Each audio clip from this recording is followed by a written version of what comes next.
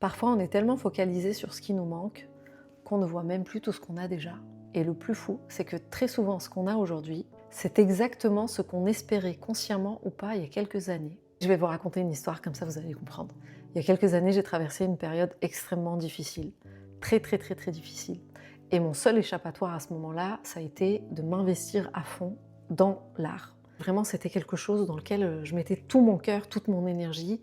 Et c'était le seul moyen pour moi de m'échapper de cette réalité en fait, dans laquelle j'étais, qui me rendait triste et qui m'empêchait d'être épanouie. Peut-être qu'un jour je vous en parlerai, mais là c'est pas du tout le sujet. Donc rangez vos pop-corn, on parlera pas de ça aujourd'hui. Et puis à un moment donné, j'ai rencontré une personne qui est dans l'art. C'est un milieu qui est très particulier.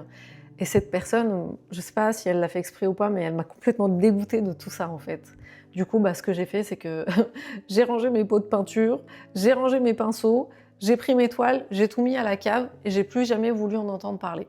Il y a quelques mois, j'ai sorti toutes mes toiles et en fait, je me suis dit, ça appartient à une période où j'étais pas bien, j'étais triste, etc. Donc je les ai toutes déchirées et je les ai jetées. En fait, ce qui était assez drôle en plus, c'est que je les ai déposées devant chez moi, elles ont disparu en quelques minutes. Quelqu'un les a quand même récupérées alors que je les avais découpées, enfin bref. Je sais pas ce qu'on a fait cette personne, mais anyway, on s'en fout. Aujourd'hui, il ne me reste que quelques photos, parce que même les photos, je les ai supprimées. Mais il me reste 2-3 photos de ce que j'avais fait.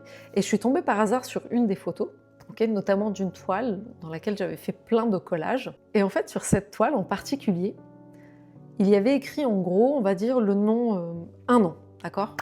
Le nom d'une entreprise, on va dire ça comme ça, ok?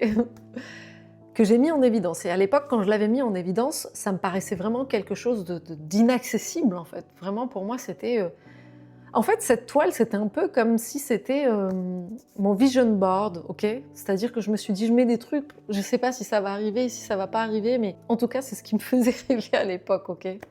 Ce qui est assez drôle aussi, c'est que sur toutes mes toiles, j'avais écrit le mot love. Love était partout.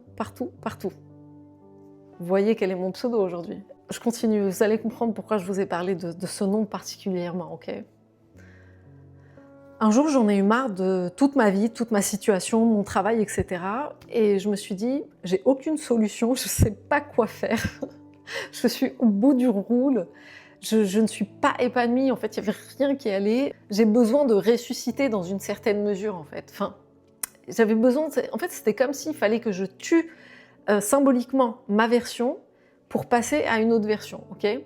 Et donc, je me suis réveillée un matin et j'ai décidé que je voulais quitter mon taf.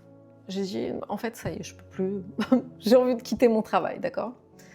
À partir du moment où j'ai verbalisé ça,